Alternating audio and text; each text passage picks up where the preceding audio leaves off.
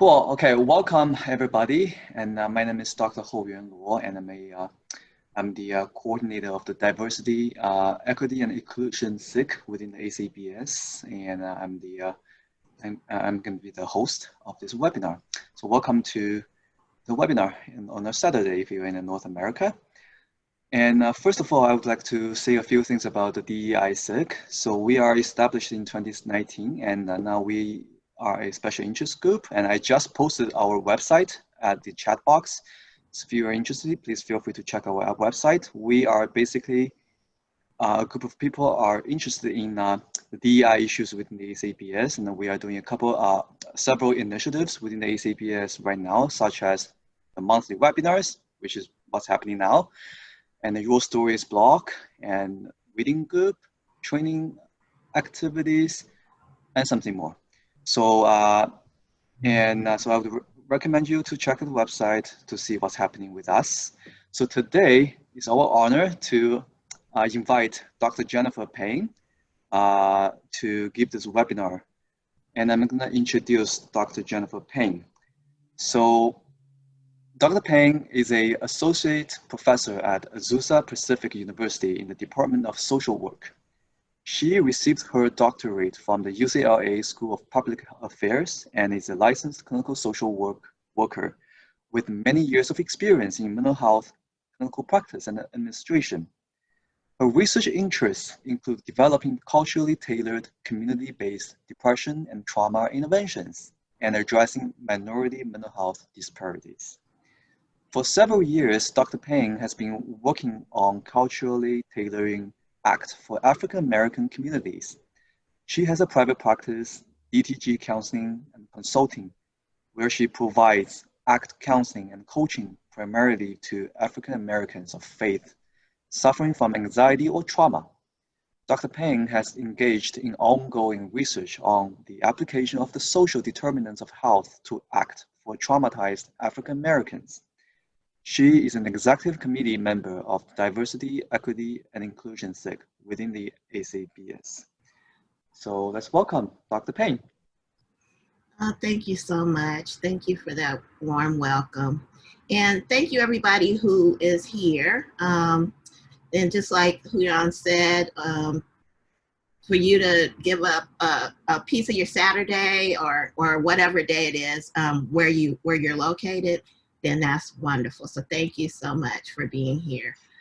So today I want to talk to you about applying the social determinants of health to ACT for African Americans. Before I get into it, just a little bit of housekeeping. So it looks like this particular Zoom meeting is set up more as a webinar style. Oh, thank you. Hi, Lisa. I do see the chat. So the webinar style is more of a webinar style. So because of that, I can't see your faces like I would normally see, like with the more interactive style.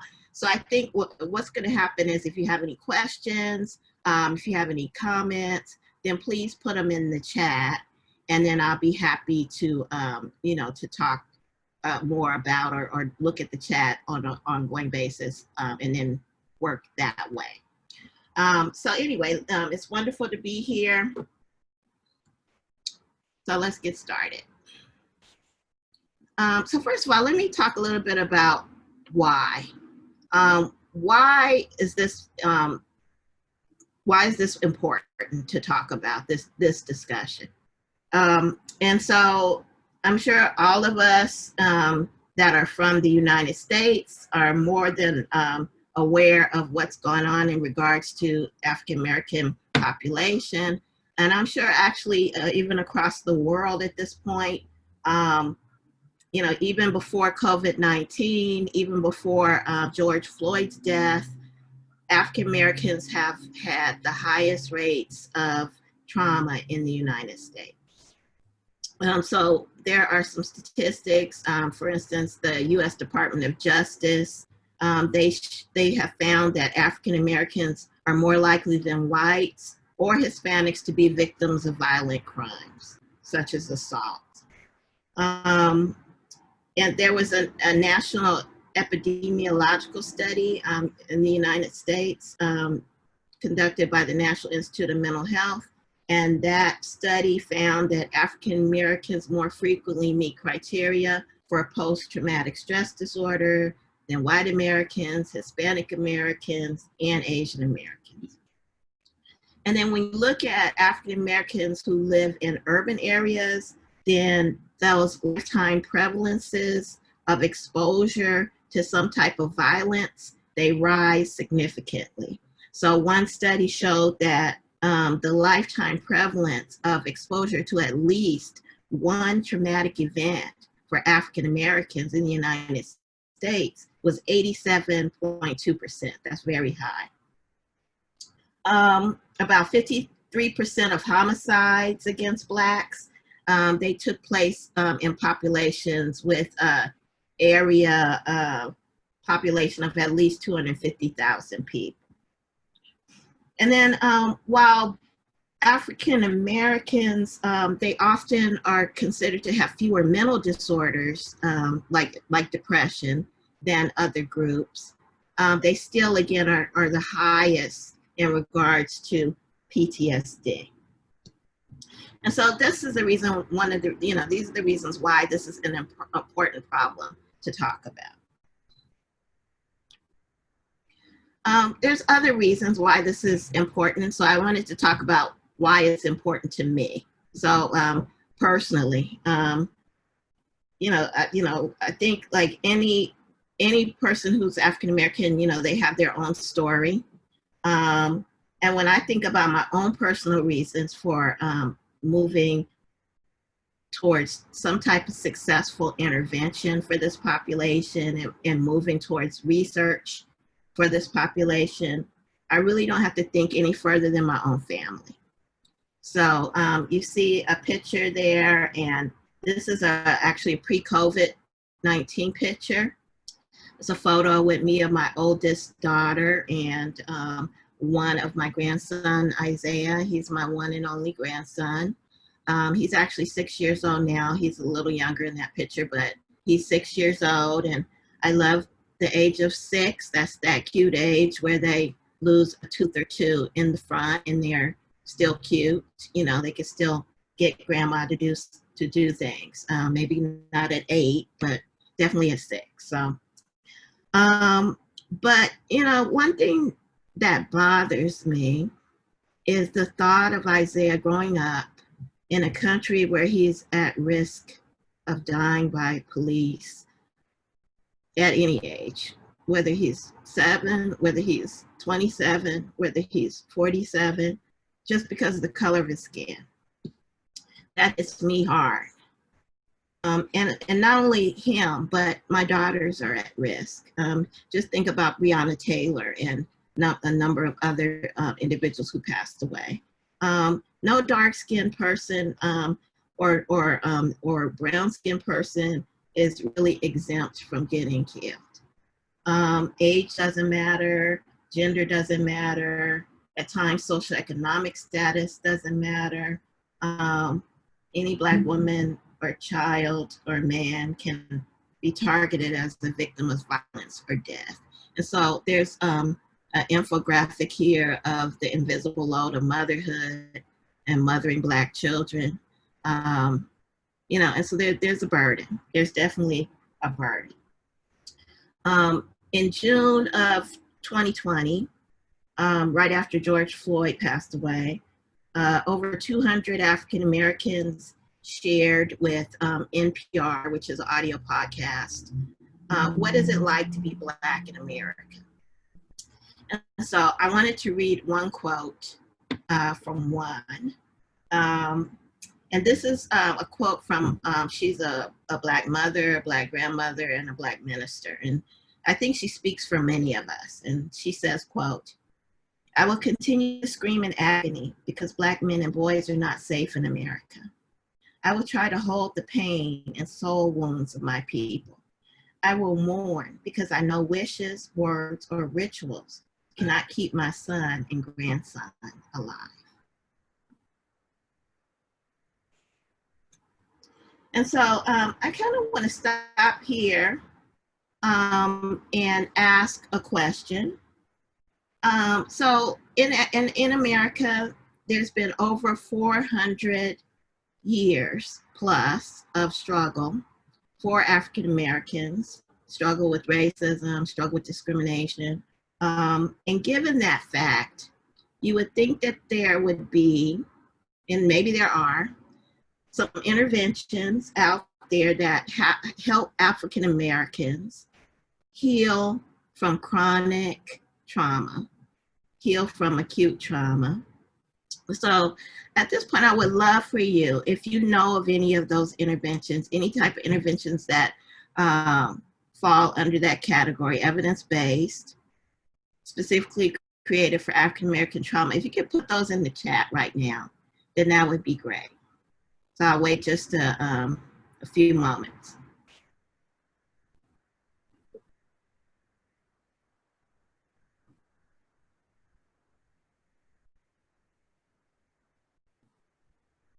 Any evidence-based interventions that are specifically created for African American trauma that you know of?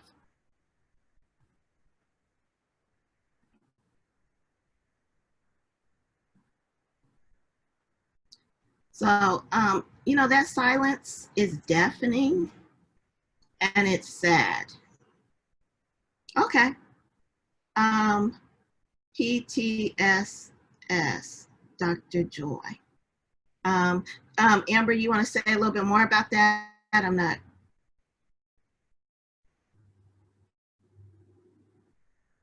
You can unmute yourself just briefly and say something. If PTSS, Dr. Joy.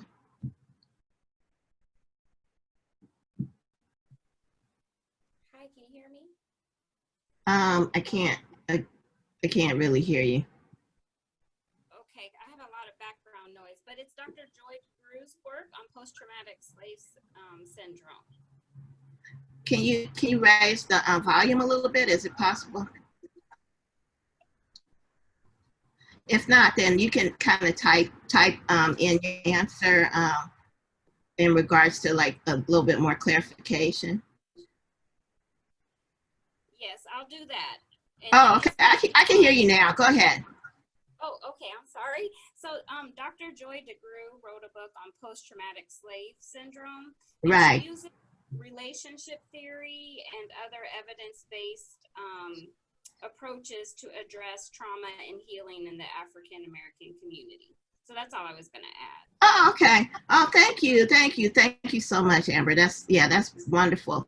And if you haven't read that book, Post-Traumatic Slave Syndrome, then definitely you should read that book. It is absolutely amazing.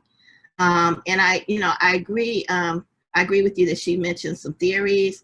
But theories and actual evidence-based interventions. So those are a little different. So I guess what I'm struggling with is that I don't know of many evidence-based interventions that are actually really truly designed or specifically created for African American trauma. Juan Montes, you mentioned CBT, yes, and I agree. CBT has been culturally tailored for African Americans, so that that's good. Yeah, but not necessarily CBT for trauma. So yeah, so I think the reason why I'm bringing all of this up, and thank you guys for your input. The reason why I'm bringing this up is because there's a big gap, right? There needs to be more, and so ACT may possibly be, a help in this regard. And so that's what I'm going to be talking to you about today.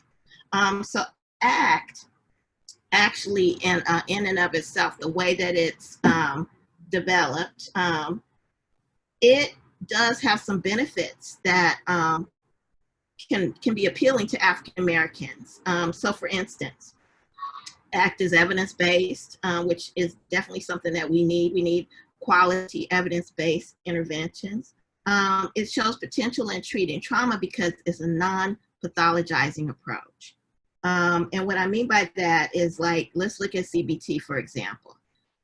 Even though, like, maybe CBT might be culturally, like, tailored for African Americans, still inherent in CBT is that a client pretty much needs a diagnosis. So a client needs to either work on depression or they need to work on anxiety, and they're really looking at the thoughts that are attached to those things. And so after that client has the diagnosis, then the goal is to reduce the behaviors and thoughts that are associated with that diagnosis. With ACT, it's much better in the sense that you don't need a diagnosis in order to use ACT. And in fact, what it does is it normalizes avoidance as a human response. So we know that, ACT promotes the understanding that suffering is a normal occurrence for people. It's just a part of the human condition. It's not dysfunction. It's not diagnosable. And so it normalizes suffering, it normalizes pain, it normalizes avoidance as normal human responses. But at the same time, one thing that ACT does is that it moves people towards value-driven living. So based upon prior research, the normalization piece, the destigmatization piece, all of that may be very appealing to the African American community.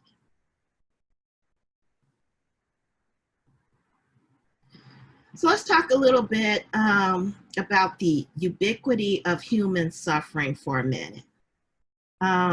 We know that ACT highlights the ubiquity of human suffering. And so what ubiquity is ubiquity is a state or capacity of being everywhere at the same time. It's kind of almost like being omnipresent. And so what basically they're saying is that suffering in ACT is seen as present for everybody. So all of us experience pain, all of us experience suffering. In other words, suffering is not an outlier. Suffering is actually a normal part of life. And, actually there's something very soothing about thinking about or realizing that pain is just a part of life for all humans. There's a little bit something soothing about that. But in my research efforts, what I have tried to do is I've spent a great deal of time trying to consider the concept of suffering. And so I have like a lot of questions that came up for myself. So for instance, yes, it is ubiquitous, but, what are the characteristics of suffering? Are those characteristics the same for everyone? Does intensity or chronicity or type of pain differ based upon the social and cultural background of an individual? And when is it efficacious for those differences to be addressed in therapy? So those are some questions that came up for me. So in general, and we're talking about ACT again. In general, science says that all of us, the human race, we all have these issues in regards to suffering. We all experience all of these experiences, all of these factors influence the way that we look at suffering. So, you can read them for yourselves: genetics, lifestyle, gender, all of these are universal.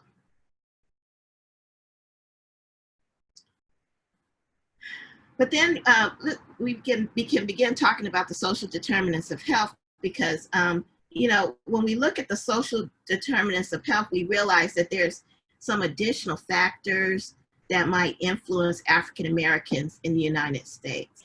It might influence African American suffering.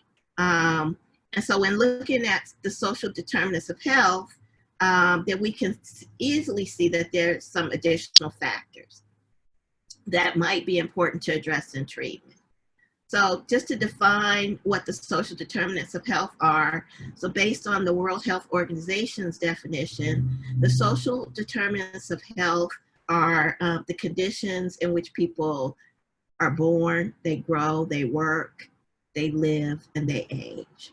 And so these circumstances are shaped by a number of things, by the distribution of money, of power, of resources at a variety of levels, at global levels, national levels, and at local levels. And so there's really a complex and integrated and overlapping movement in regards to these social structures and economic systems. And all of these things are responsible for the health inequities, including the social environment, the physical environment, health services, instructional and societal factors. And so the World Health Organization states that as far as the theoretical direction of the social determinants of health, those are influenced by three things. They're influenced by, number one, psychosocial factors or psychosocial approaches. Number two, social production of disease or the political economy of health. And number three, by ecosocial theory. And so I have here for you a quote from Nancy Krieger, who created ecosocial theory. And so her approach, along with other multi-level frameworks, helped to create the social determinants of health. So basically what she says is, no aspect of our biology can be understood divorced from knowledge of history and individual and societal ways of living. So when you take into account, and I can go back to this slide that talks about the suffering or the factors that influence the suffering of all of us. But then when you take into account the social determinants of health, there are additional factors that influence the suffering of African Americans. And so these additional factors, again, based on social determinants of health, are important things to address somewhere, and then again, I was hoping that, after 400 years of this, that there would be some type of help or intervention that could really help to move African Americans forward as far as their trauma issues. And so these elements, we're going to go into each of these in detail today. So each of these are pieces of the social determinants of health that may need to be addressed in therapy. Okay, first of all, let's talk about access to care. So healthcare disparities, that term refers to differences in access to or availability of facilities and services.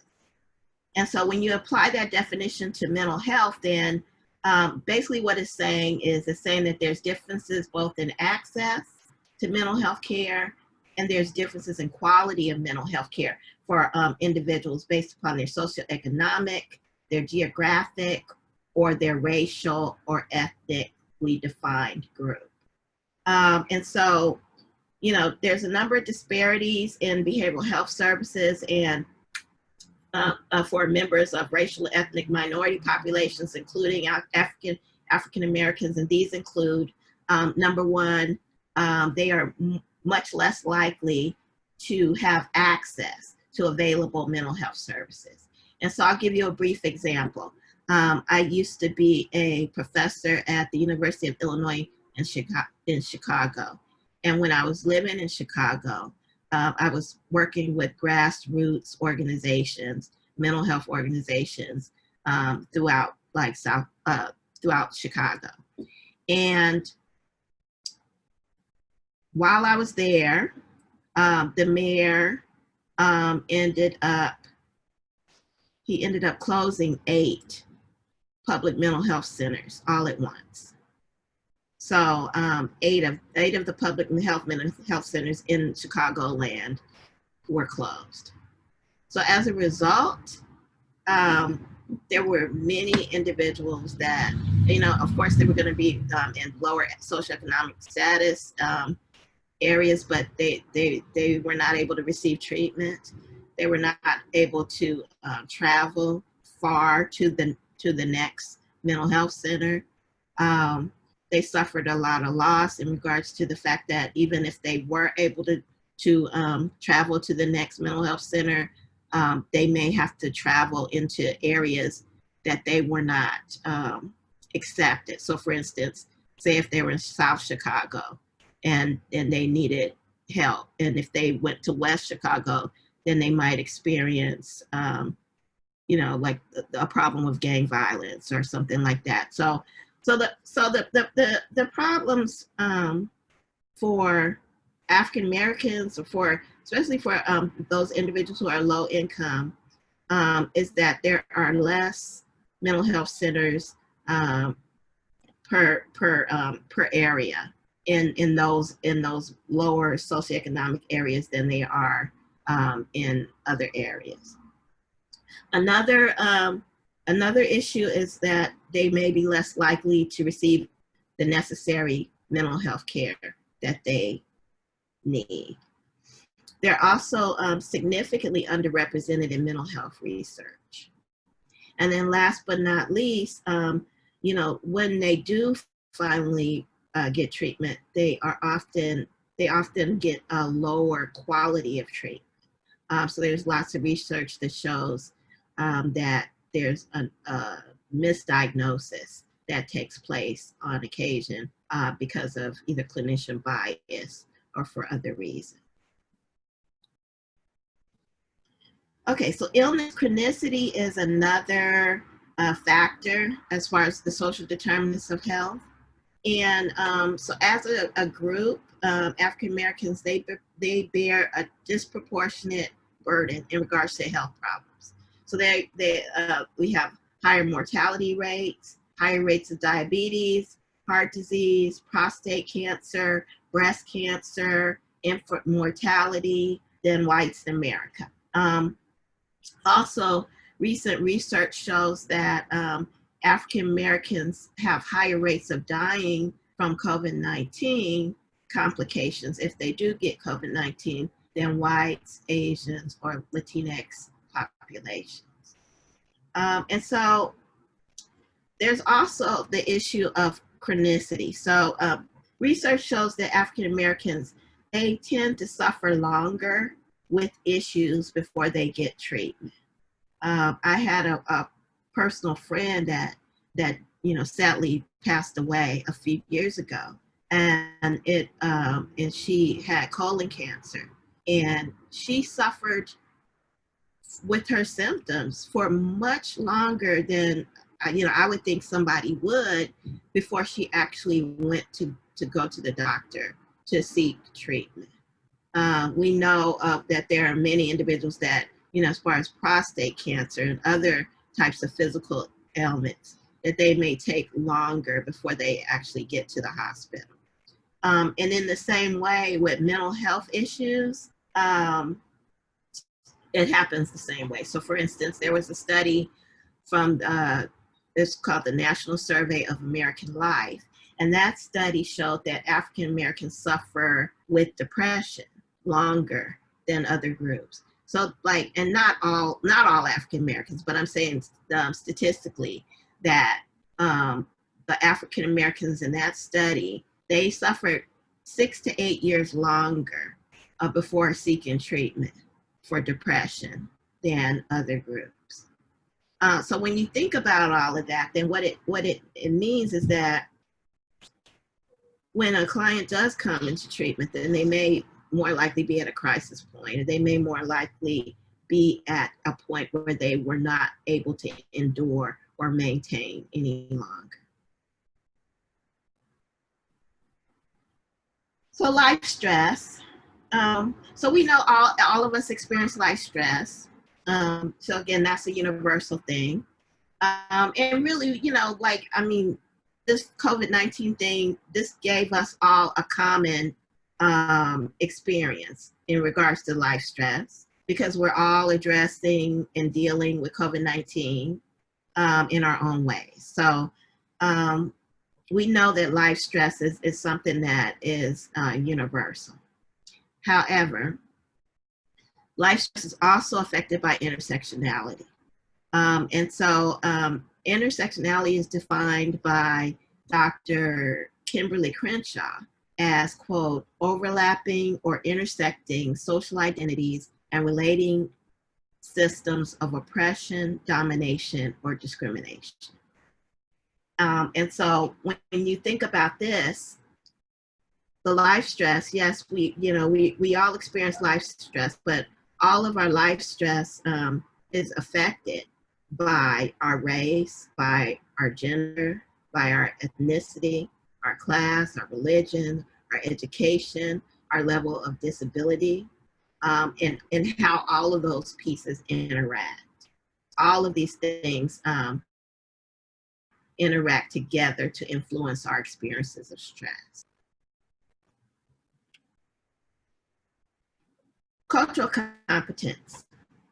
So this is another one of the social determinants of health. And, this one, we know that, or many of us know that African Americans make up approximately 15% of the population, 14 to 15% of the United States population. However, less than 5% of the mental health workforce in America is African American. And so what does that mean? Of course, what that means is that if an African American receives services, then they're going to more than likely receive services from a therapist of any race or any ethnicity. So, it's going to, in other words, there's not enough African American therapists to go around. And so because of that, it is really the hope, it's hope that those therapists, like, of all races, of all ethnicities, that they would be able to have an understanding of African American experience through some type of level of cultural competency. It's hoped that those therapists are open to learning, that, those therapists are culturally humble, that they're willing to allow their clients to teach them the things that they don't know. And it becomes a problem if these therapists are uncomfortable with discussing the issues that shape and define American pain. And when I say African American pain, if they have a discomfort with even discussing these issues, then that's going to be an issue for that client. That client is not going to get the help that they need. So another factor in terms of the social determinants of health are cultural beliefs, spiritual beliefs. So there's two questions here. What are the primary causes, etiology of mental illness? Or what are the best ways to treat mental illness? And so if you don't mind, in the chat box, if you could just jot down, what have you learned, in terms of your, in your clinical experience, what have you learned are the primary causes of mental illness? And when I say, what have you learned just in general, it doesn't have to be like specific things, but in general, when I say in general, I mean physical issues, social issues, so what are the primary causes of mental illness that you've learned about? Okay, Ace, good, yeah, so absolutely.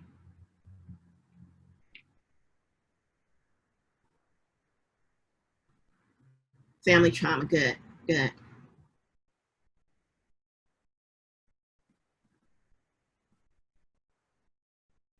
They're understanding what they are experiencing according to their culture and other cultures. Good, good, okay, good.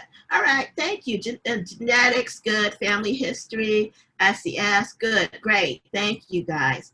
Okay, we're getting a lot. Okay, so Payne, epigenetics, good. Okay, so all of these things that you're bringing up thus far are great. And they all kind of fall into pretty much three categories. I mean, if you were going to generalize them, either like some type of genetic or physical propensity, some type of social interaction, whether it has to do with trauma or some type of other social issue, and then the interaction between the two.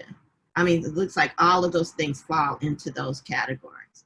So that's what we are taught. That's what we're taught. However, when you have a client that's coming to you, and I'm saying African American, but all African, but let me just like make a caveat. All African Americans do not believe all of these things that I'm mentioning. And at the same time, you know, but there are some that do. So as far as what the primary causes of mental illness are, you might have a client that comes in that says, you know what, no, mental illness is not even real. Actually, mental illness is a socially constructed fabrication.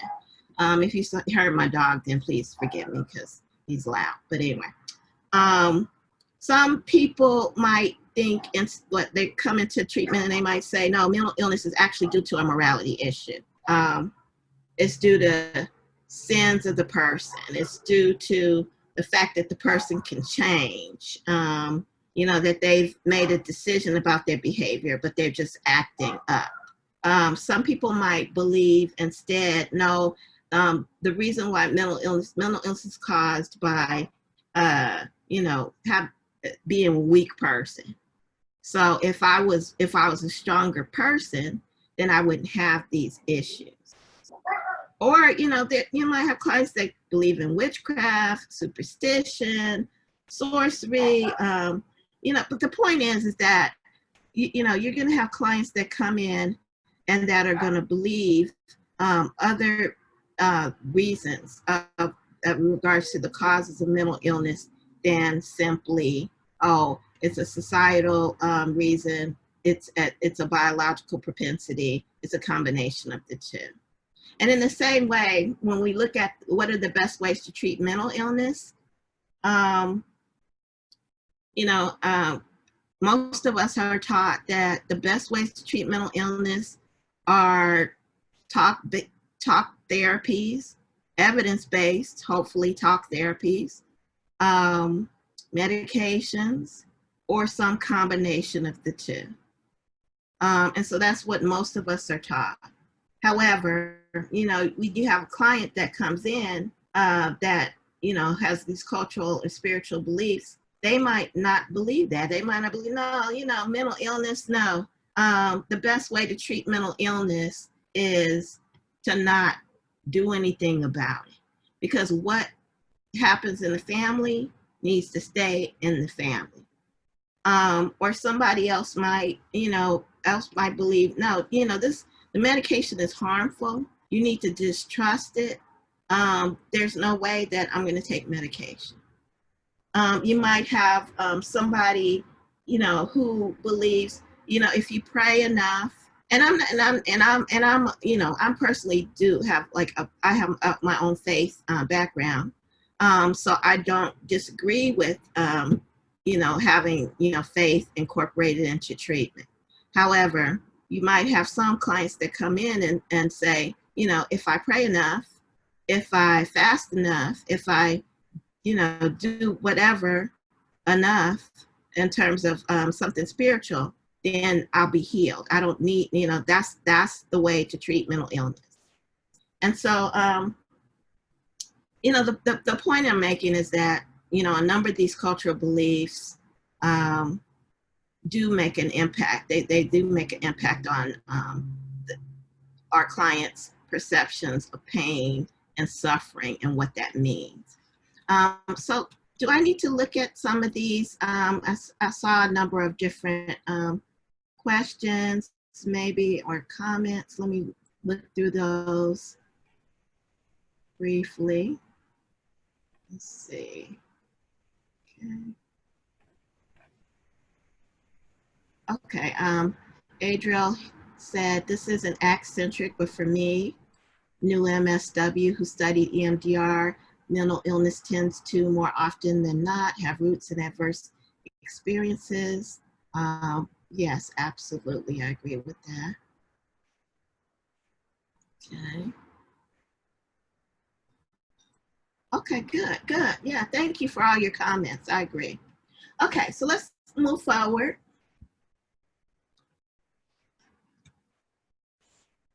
Okay, so racism and discrimination. All right, well, so we know this one definitely impacts our clients, as our African-American clients. So racism, there's a number of definitions for racism, but I chose this one. And this one says, quote, "It's a system that categorizes and ranks social groups into races and differentially distributes resources and opportunities to those groups based on their perceived inferior or superior ranking." And so, there are four, according to the 4 levels of racism framework, there are 4 types of racism. I'm going to just briefly go through these because you'll see how these kind of tie into like integrating with ACT as I talk about them. But so internalized racism, what that is that's an individual's privately held beliefs, their private belief system about themselves, prejudice, oppression, and privilege in regards to their race. So holding on to those beliefs about themselves. Interpersonal racism, that's when individuals, through their interactions with each other, they act on beliefs of racial prejudice or stereotypes, oppression, or privilege.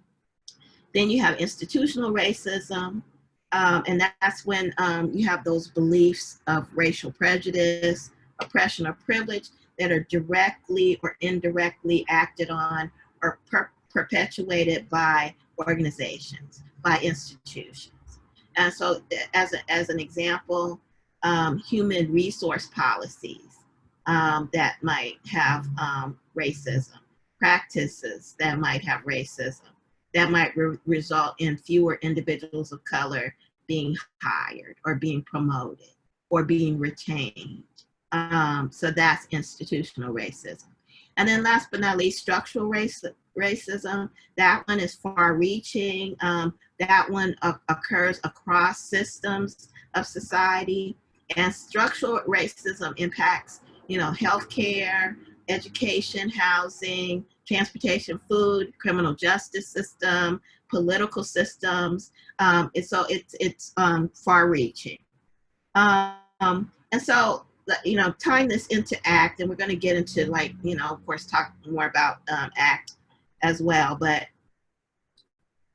a lot of conversations that we have, whether it's in therapy, or counseling, a lot of times we talk about racism that's focused on the individual level. So we might talk about interpersonal racism. We might discuss internalized racism. However, there's lots of research that shows that systemic racism, like the institutional racism, the structural racism, is really even more pervasive driver of poor outcomes faced by community of color than the internalized or interpersonal racism. Now, I'm not saying that the first 2 are not important, but there needs to be a way to incorporate all 4 of these into treatment. So socioeconomic status, that's another factor, the social determinants of health, and that one's pretty self-explanatory. I mean, you have on the slide, you see all of the aspects of socioeconomic status. We know that socioeconomic status affects a person's pain and suffering journey. If a person has a lower SES, if they have lower levels of education, being unemployed or underemployed, poverty, homelessness, of course, all of these statuses are going to affect a person's experiences of pain and suffering. But the sad and complicated thing has to do with how these statuses connect and how they intersect. For instance, research shows that social economic status is affected by your demographics. So we know that there are times that men can be paid more than women for the same job. That doesn't always happen, but there's times that that happens. And in the same way, African Americans have had to fight for more equality in terms of educational opportunities for their children, for themselves, etc. So I already talked about intersectionality earlier and how all of these factors kind of come together to create poor health and mental health outcomes for African Americans. Police and prosecutor bias, that's something that we cannot ignore if we're going to talk, if we're going to try to help intervene with African American population. And I, recently, maybe you have done this, I don't know, but I recently went online and I looked at how many individuals died from police brutality in the United States in the past 7 years. There was a list that was so long that my heart hurt. And I read, each of the names of the list. That list was long. It was long. Thousands of deaths. And then there's some that are very prominent that we know. George Floyd, Minneapolis, Minnesota, Sean Reed, Indianapolis, Indiana, Breonna Taylor, Louisville, Kentucky, Elijah McClain, Aurora, Colorado, Philandro Castile, Falcon Heights, Minnesota, Alton Sterling, Baton Rouge, Louisiana, Sandra Bland, Waller County, Texas, Tamir Rice, Cleveland, Ohio, Ezell Ford, Los Angeles, California, Michael Brown Jr., Ferguson, Missouri, Eric Garner, Staten Island, New York, Kayla Moore, Berkeley, California. I mean, the list goes on and on. There's thousands of names over the recent years. And, the sad thing about it, these are just the ones that were found out. These are not the ones that, that were hidden. And these are the ones that were killed by police. These are not even counting those who were killed by other means, by racist citizens. And it doesn't mention those who were critically and forever injured. And so just this week, Jacob Blake, he's a 29-year-old African-American man. He was shot and wounded by police on August 23rd. And he was hit by 4 of 7 shots fired at his back during an arrest by a police officer in Kenosha, Wisconsin. And so a lot of times, we say their names, and that's not just a cliche, but it's to really remember how prevalent this issue is in the United States. And so this is a slide that kind of talks about, I think this is in 2019, the rate of police killings. So 1,318 African Americans were killed.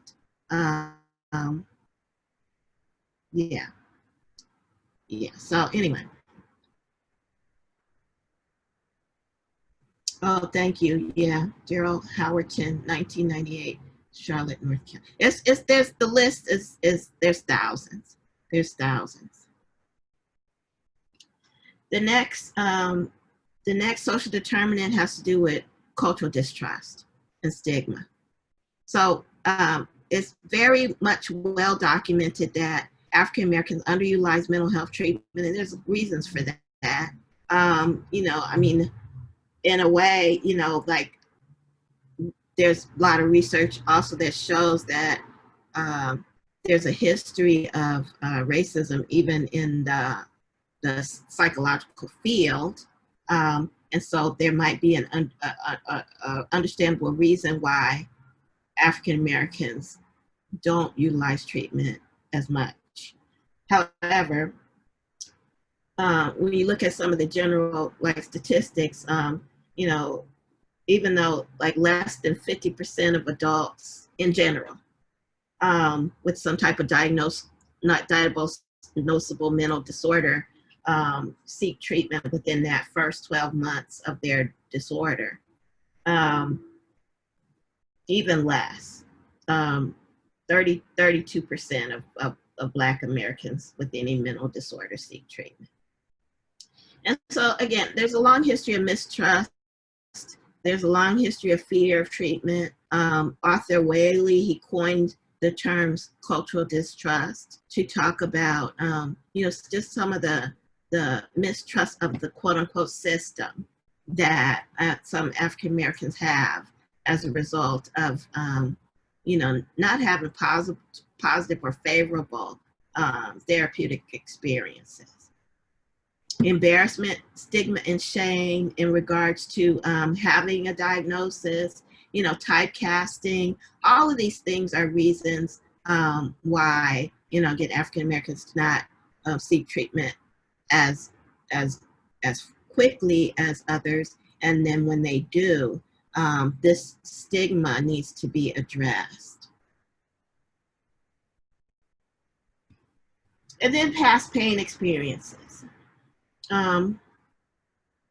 So past pain experiences, again, all of us have past pain experiences.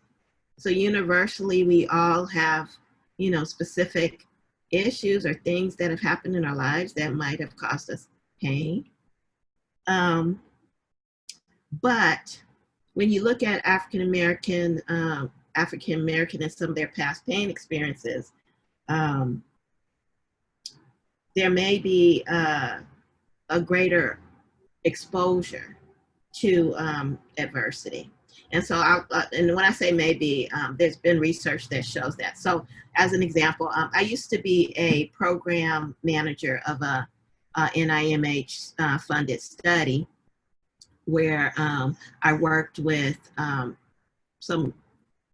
trauma researchers, African American trauma researchers at UCLA. Their names were Gail Wyatt and Hector Myers. And so I was a program manager where I was the manager of a study that looked at 150 men who experienced forced sexual encounters as children. And this was, you know, this particular study came from 3 ethnicities. It came from African American, Hispanic, and whites. They had equal numbers of those 3 races of men that they studied. And so during our extensive interviews, what we found, you know, and I don't know if this should have been a surprise or not, it probably shouldn't have been, but we found that the issue of multiple traumas came up. You know, so for many of these men, sexual trauma was not the only trauma that they experienced in life. Now, maybe they might have had like a particularly horrendous situation that took place. I mean, some of the stories were horrible. You know, like say, for instance, you know, a 6-year-old who was sexually abused by his grandfather in a very violent way. But yet, even though they had those horrendous situations, sadly, some of them also mentioned other just as horrendous situations that have happened. So multiple pain experiences, layer upon layer of pain experiences. And so looking at cumulative burden of trauma, it definitely became a byproduct of this particular study. And so there was like one particular article that was published by this group, and they were looking at lifetime exposure to adversities, lifetime exposures to trauma for people of color. And they noticed and they found that African Americans and Latinos, they do carry the greatest childhood exposure to adversities and traumas. But sadly, those are also the same population that are underrepresented in studies. And so let's think just for a moment about that cumulative burden of pain and of suffering. So the social determinants of health would say that it's really important to take that pain history into consideration as you're working with your client. That there might be multiple adversities or traumas that are impacting upon some African Americans' clients' health.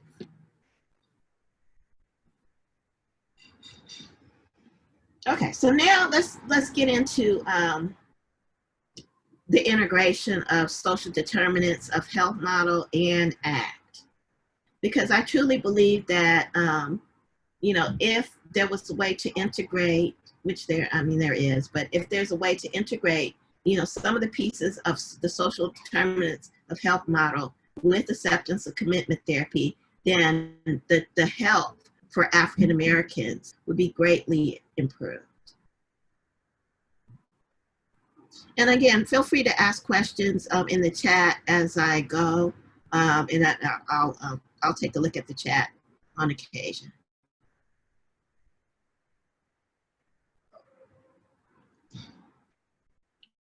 Okay, so just as a brief reminder of the 6 core processes of ACT, the ACT hexaflex, the whole goal of ACT is to increase psychological flexibility with the client.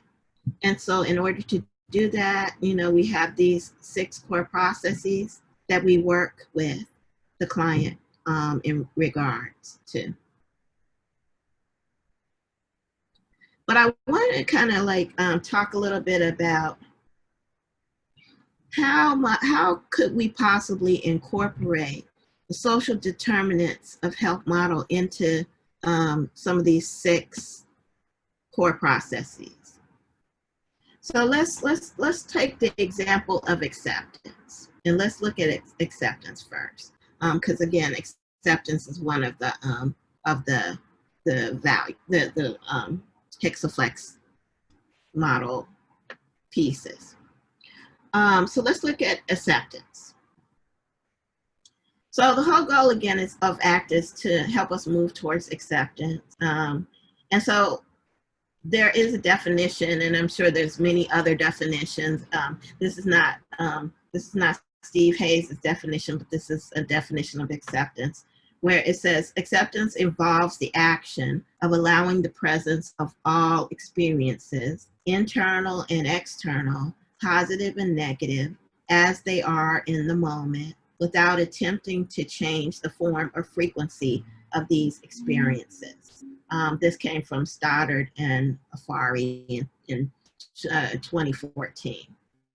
And so acceptance actually is an action word in this context, and it really, what it means is to kind of actively face events that feel negative or feel uncomfortable for us without trying to change those events.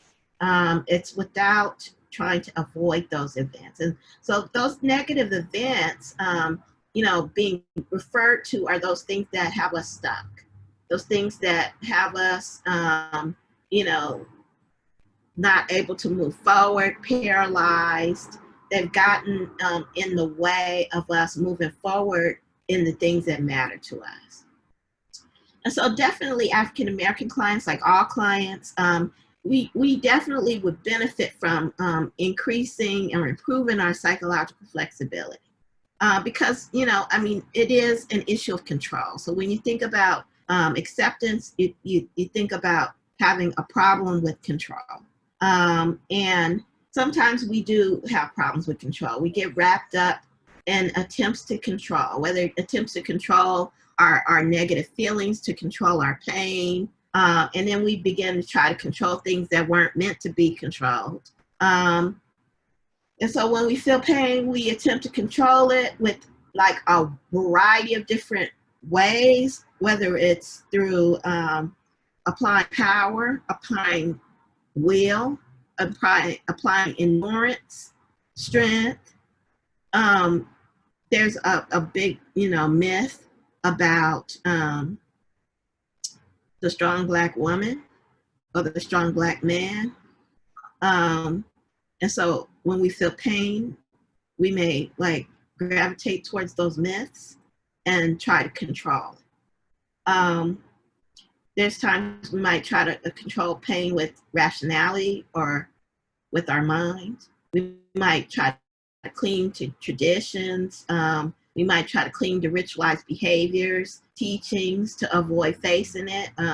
We might busy ourselves with busy work, either becoming a workaholic, or we might start planning, devising, moving, acting, working, doing all types of things to try to control the pain. Or we might engage in unhealthy behaviors or habits to avoid the pain. So definitely, along with everyone, African Americans need to know when to be able to accept our feelings, when to be able to accept things that are happening to us that are painful. But there's another layer here that needs to be explored when you're working with African Americans. Because my question is like, what does workability look like in the life of an African American who legitimately fears for their safety or the safety of their loved ones? What does workability look like in that situation? What does acceptance look like for a Black person experiencing continuous racism or acts of microaggression? And so in order to, if we add the social determinants of health model to ACT, then it would help, because that would allow African Americans to know what should be accepted in their life and what things should not be accepted. And so there's a term in African American culture, and I don't particularly like the term, but it's a term. And that term is to be woke. So what does it mean to be woke? It really, so it means to be awake. It means to be awake and not asleep. And so a lot of times that term woke has been used to refer to being alert to injustices in society, like especially racism. And so Martin Luther King, he gave a commencement address in 1965, and he stated in that address that there's nothing more tragic than to sleep through a social revolution. And so I agree, like with that term woke, in the sense that, okay, yeah, we need to be woke to what's going on racially, but we could potentially expand that thought in therapy when we're working with a Black client at ACT to talk about what does it mean to be completely woke. And when I say woke, I mean woke, mind, body, spirit, woke, in order to, be aware of everything that's happening to us, not just the racist things, but also everything else. And so when exploring acceptance with African Americans, I think workability is not just about like a person's individual actions and behaviors. It's, so on the one hand, we need to be taught to accept our feelings and not run from them. But then on the other hand, there's some external issues that are going on, like racism, like certain specific things that are happening that should not be accepted. And so just like what this, this statement is from, the 12 Steps and Alcoholics Anonymous, Payne. God grant me the serenity to accept the things I cannot change, the courage to change the things I can, and the wisdom to know the difference. I think like teaching African Americans in therapy, when to know, how to know when to be able to accept and when to not accept. I think that would be a excellent and important tool in regards to their growth. So as another example, so again, when you look at the ACT hexaflex, values is something that we definitely work with with our clients. And so definitely there's work to be done in terms of individual values with African American clients. But one thing that needs to be added, like when we're working with clients with ACT, is to not just talk about individual values, but also collective values are very important to be added into treatment. And actually, when you when we assume that all values are pretty much individualistic, that's kind of more of a Eurocentric Western philosophy, when in reality, you know, there are some not only individualistic values that we hold, but there are also some collective values that might impact upon African Americans. And so there should be space in the therapy room to discuss these as well. So you know, as an example, so for those of you who are part of, you know, the ACBS community and you get the listserv, you're on the listserv, Dr. Richard Coates, he recently shared a very useful tool called the Virtual Values Card Sort. And he encouraged ACT therapists to be able to adapt those slides and use them in our sessions as we saw fit. And so, you know, those are like wonderful slides, but for most of you who have seen a values card sort, then you can, you know, there's a number of different values that are there, and then you have a discussion with your client about those values. If you were going to incorporate the social determinants of health into a values card sort exercise, then what you would do is you would have the individual values. Those, of course, still should be included, such as family values, love, relationship, you know, other values. However, collective and cultural values should also be a part of that card sort, such as the ones that are on this slide. So like liberty, justice, dignity, equality, character, security, faith, freedom.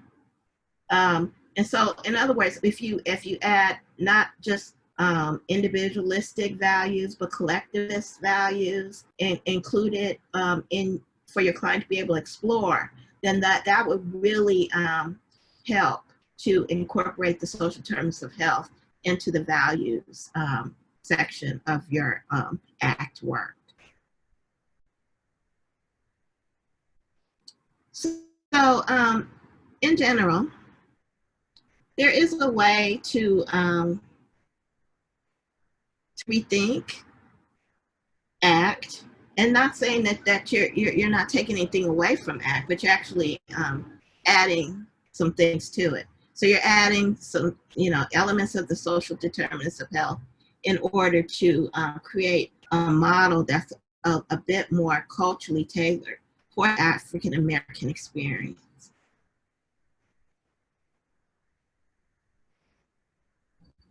And so in order to do that, there's a number of ways that you can do that. So there's culturally relevant metaphors that can be used. For instance, as I mentioned,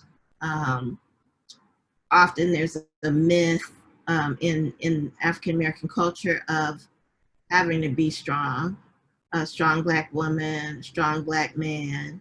And so I've created a exercise in regards to, like exploring that myth of the strong Black woman and the strong Black man.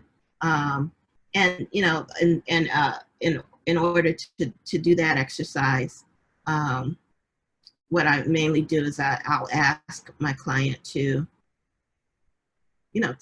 as we normally do, close your eyes, relax, we'll do some mindfulness with them. Close your eyes, relax. Let's talk a minute about that, that myth of the strong Black woman or strong Black man. And then what I want you to do is I want you to think about your family as a 5-pound weight. So just think about it, and as your eyes are closed, think about that 5-pound weight that you're holding it in your hand. And just feel how it feels in your hands. And then, as we continue, I'm going to add an additional weight as the client's eyes are closed. So I'm going to add the weight of COVID-19, maybe. I'll add the weight of racism. I'll add the weight of, a number of different other things. So it gets to a place where that person is carrying hundreds of pounds.